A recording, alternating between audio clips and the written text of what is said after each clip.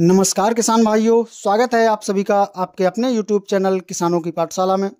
किसान भाइयों, आलू की फसल में ब्लाइट यानी झुलसा की समस्या काफ़ी गंभीर समस्या होती है और हम इस समस्या पर अगर समय पर ध्यान नहीं देते हैं तो यह बहुत ही जल्दी आलू की फसल को बर्बाद कर देती है।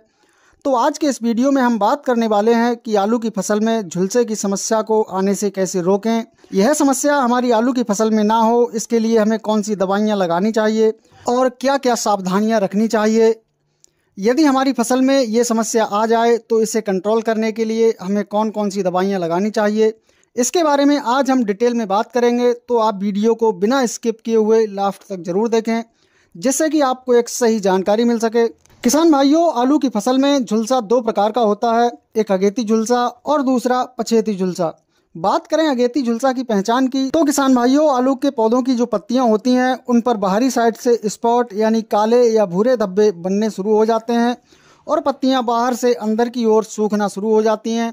वहीं पछेती झुलसा में पत्तियों में बीच में काले या भूरे रंग के स्पॉट बनते हैं जो धीरे धीरे पूरी पत्ती पे फैलकर पत्ती को नष्ट कर देते हैं। तो यह दोनों तरह का झुलसा आलू की फसल के लिए बहुत ही खतरनाक होता है। किसान भाइयों, अब हम बात कर लेते हैं कि हमें किन दवाओं का स्प्रे करना चाहिए जिससे कि हमारी फसल में यह समस्या ना हो।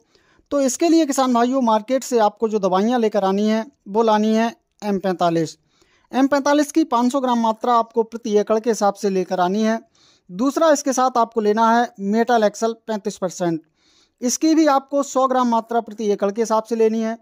इनके साथ आपको ऐड करना है एक एंटीबायोटिक में आप वैलिडामाइसिन ले सकते हैं, स्ट्रेप्टोमाइसिन ले सकते हैं। यह दवाइयाँ आपको मार्केट से लेकर आनी है और लाने के बाद इनका घोल आपको अच्छी तरह से तैयार करना है और घोल तैयार करने के बाद अपनी आलू की फसल में झुलसा रोग आने से पहले इनकी अच्छी तरह से अपनी फसल पर स्प्रे करना है। स्प्रे करते समय आपको ये ध्यान रखना है कि खेत में पर्याप्त नमी होनी चाहिए और आपको स्प्रे दोपहर के समय करनी है जिससे कि खेत में ओस की समस्या ना हो। तो इन दवाओं का स्प्रे आपको अपनी फसल में 8 से 10 दिन के अंतराल पर करना है। दूसरा किसान भाइयों, अगर आपके खेत में ब्लाइट की समस्या यानी कि झुलसा की समस्या आ गई है तो आपको कौन सी दवाइयाँ अपनी फसल पर स्प्रे करना है।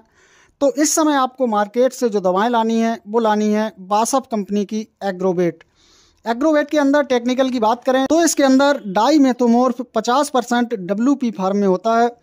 तो आप किसी भी कंपनी के डाईमेथोमोर्फ टेक्निकल को ले सकते हैं। इसकी मात्रा की हम बात करें तो इसकी 200 से 250 ग्राम मात्रा आपको प्रति एकड़ के हिसाब से लेनी है।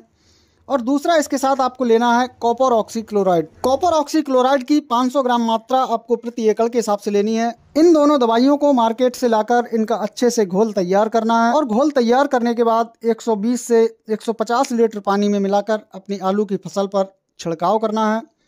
छिड़काव करने के 1 से 2 दिन में ही आप देखेंगे कि आपकी फसल में जो झुलसा रोग की समस्या है वो धीरे धीरे कंट्रोल होना शुरू हो जाएगी और आपकी फसल फिर से बिल्कुल हरी भरी होकर बढ़वार करना शुरू कर देगी। तो इन दवाओं का प्रयोग करके आप अपनी फसल में आने वाली इस समस्या को रोक सकते हैं और आप अपनी फसल से एक बढ़िया और शानदार उत्पादन निकाल सकते हैं। किसान भाइयों, जानकारी पसंद आई हो तो वीडियो को लाइक एवं शेयर जरूर करें।